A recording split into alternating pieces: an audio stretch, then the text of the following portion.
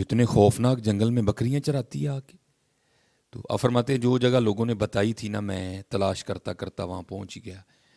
اور آپ فرماتے جب وہاں پہنچا تو دو حیران کر دینے والے منظر تھے.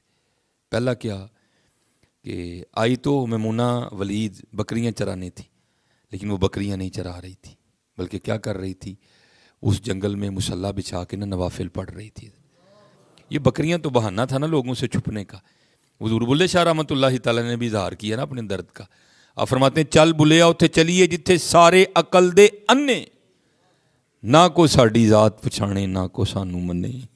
لیکن نہیں ہوا بابا جی بلے شاہ سے نے نہیں ہوا، لیکن میمونہ نے کر دیا. بصرہ والوں کو یہی پتہ تھا کہ میمونہ بکریاں چراتی ہے، لیکن میمونہ کیا کرتی تھی، میمونہ تو وہاں یاد الہی کرتی تھی. فرماتے میں بڑا حیران ہوا. دوسری حیران کر دینے والی بات یہ تھی کیونکہ میمونہ تو نوافل پڑھ رہی تھی، تو بکریاں کون چرا رہا تھا. آپ فرماتے دیکھا تو شیر بکریاں چرا رہے ہیں.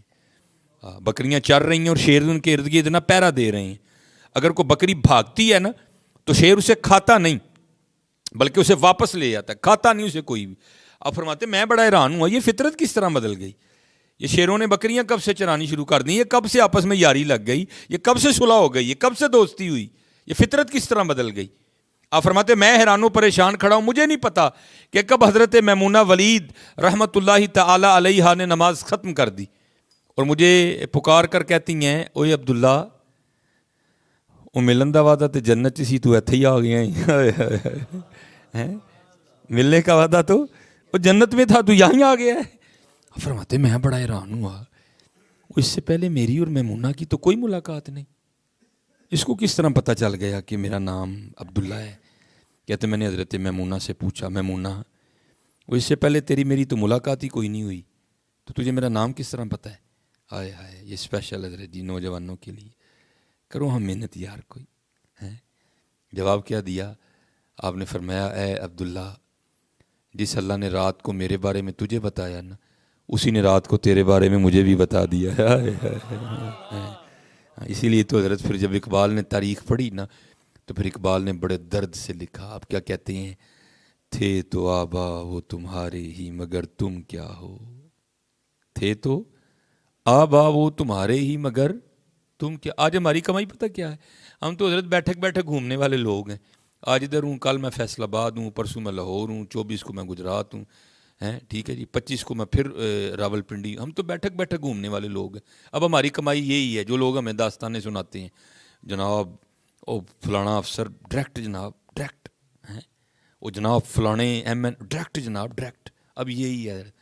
تو میں کہنا یار کوئی بھی ہے جڑا اتنے ڈائریکٹ ہوئے ہیں، ہے کوئی.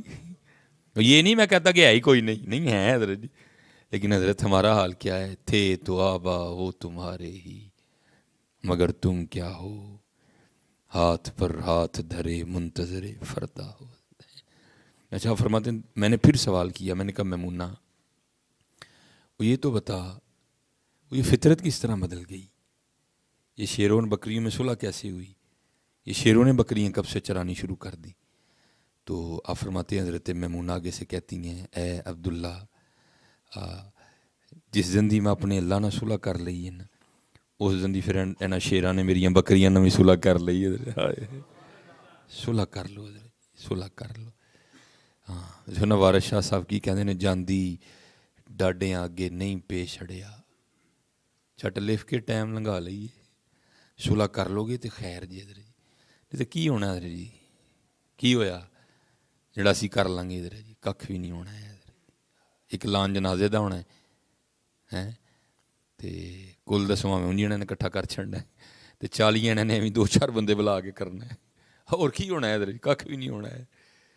پیسے بینک چ ہی رہ جانے نے، موبائل فون گڈی شڈی ککھ بھی نہیں ہے. اس لیے اقبال نے کہا تھا کیا ہے تو نے متائے غرور کا سودا، فریب سود و زیاں لا الہ الا اللہ.